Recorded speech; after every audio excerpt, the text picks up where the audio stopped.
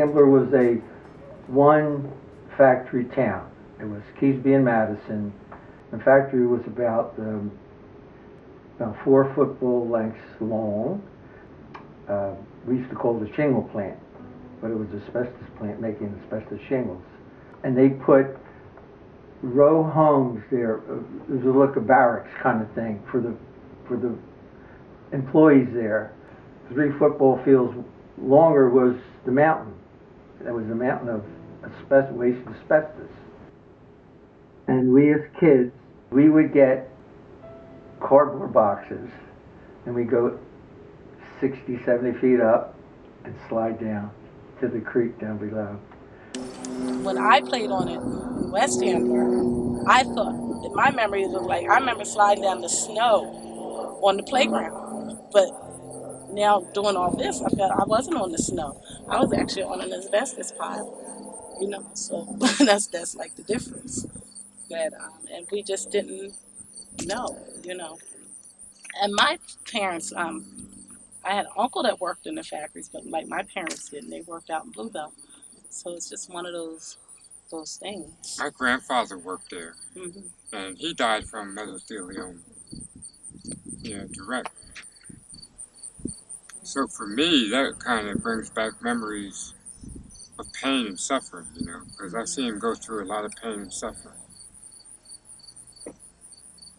What we're trying to do in REACH is record the stories of people and the stories of different groups.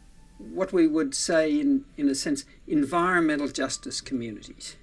They were people who lived in smaller houses very close to this asbestos waste site at Ambler.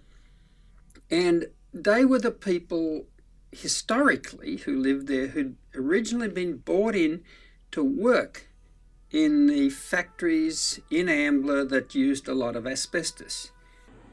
The things they're grappling with right now are not problems that just surfaced in the last 6 months or even in the last 5 years in grappling with this, that there are much deeper cultural issues at stake here. And a lot of it has to do with community identity. Some of it has to do with community identities, depending on what part of the community you're in. These are reinforced by bureaucratic and political structures, socioeconomic structures, but that all of that's kind of fascinating as a research project to understand how all that's playing out. But that there's also this opportunity to go in and actually maybe resolve some of that and say, if you really want to think about an Ambler of the future and you want to do that together, how do we bring these histories out in a way that we capture the history that you're sharing with us, digest it, give it back to you, and actually maybe make forward progress? The requirements and the politics in Upper Dublin may be very different to what they are in Ambler Borough, and different again to what they are in Whitpain Township. And what you want out of this site may be different if you're Whitpain Township that used to have a park here and now doesn't. And so it's perhaps a little unreasonable to assume that everybody should have the same priorities. But if everybody looks at the project as a whole, and instead of looking at, what can we get away with from our little piece, and try to come together and say, what's the big problem here? How do we address the whole problem? Then I think the benefits from addressing the problem as a whole will then trickle down to each of the participants, and everybody is likely to benefit in the long term. So, as an outcome of this project, we hope to achieve several things. The first thing that we hope to achieve is an online exhibit and then an in-person exhibit. It will consist of educational material about asbestos. The second piece that we will have in this exhibit are oral histories. We're in the process of interviewing members of the community.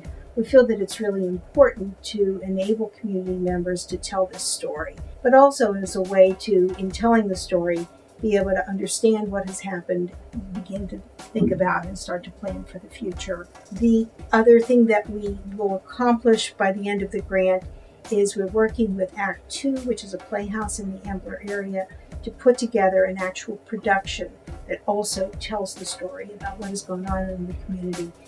Our overall goal is to educate the community of Ambler about issues relating to asbestos so that individuals will feel informed and able to manage their own health and health risks, as well as to enable people in the community to advocate on their own behalf with relationship to issues having to do with asbestos.